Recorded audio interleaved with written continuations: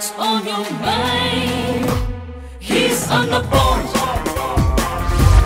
He's on the phone.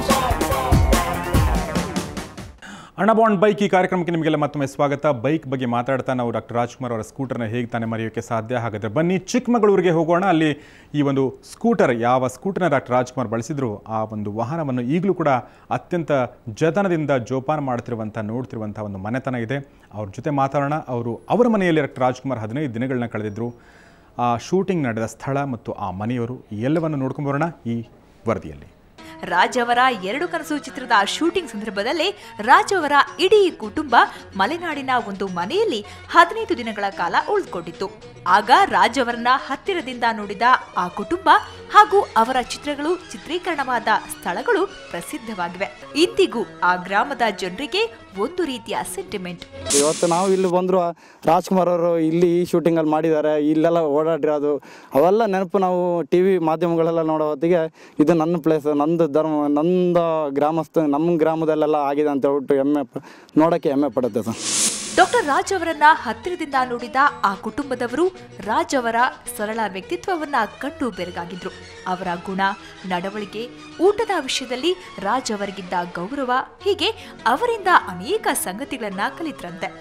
2 ಕನಸು ಚಿತ್ರದ ಹಾಡೊಂದರಲ್ಲಿ ನಮ್ಮ ಮನೆಯ ಸ್ಕೂಟರ್ ಬಳಸಿಕೊಂಡಿದ್ದಷ್ಟೇ ಅಲ್ಲ, ಅವರ ಜೊತೆಗೆ ತೆಗೆಸಿಕೊಂಡ ಫೋಟೋಗಳು, ಹೀಗೆ ಎಲ್ಲವನ್ನ ಈ ಕುಟುಂಬದವರು ಇಂದಿಗೂ ಮೆಲುಕು ಹಾಕ್ತಾರೆ.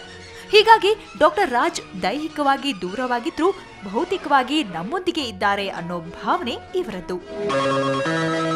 ಇಲ್ಲಿ 2 ಕನಸು ಶೂಟಿಂಗಿಗೆ ಬಂದು ಇಲ್ಲೊಂದು 15-20 ದಿವಸ ನಮ್ಮ ಮನೇಲೆ ಹಾಲ್ಟ್ ಮಾಡಿದರು. ಅವರ ಹೋಲ್ ಫ್ಯಾಮಿಲಿ ಮತ್ತು ಅಕ್ಕ ತಂಗಿ ಮಕ್ಕಳು ಅವರೆಲ್ಲರೂ ಇಲ್ಲೇ ಇದ್ದರು. But very simple man. ನಾವು ಹೇಳೋದಾದ್ರೆ ಈಗಿನ ಇದರಲ್ಲಿ ಫಿಲ್ಮ್ ಜಗತ್ತಿನಲ್ಲಿ ಆ ಥರದ ಮನುಷ್ಯರನ್ನ ಈ ಶತಮಾನದಲ್ಲೇ ನೋಡೋದಿಲ್ಲ ಅಂತ ನಮಗನ್ಸುತ್ತೆ. ಬೆಳಗ್ಗೆ ಹೋದರೆ ರಾತ್ರಿವರೆಗೂ ಶೂಟಿಂಗಲ್ಲಿ ಒಟ್ಟಿಗೆ ಇರ್ತಿದ್ದು ಅವ್ರ ಜೊತೆ.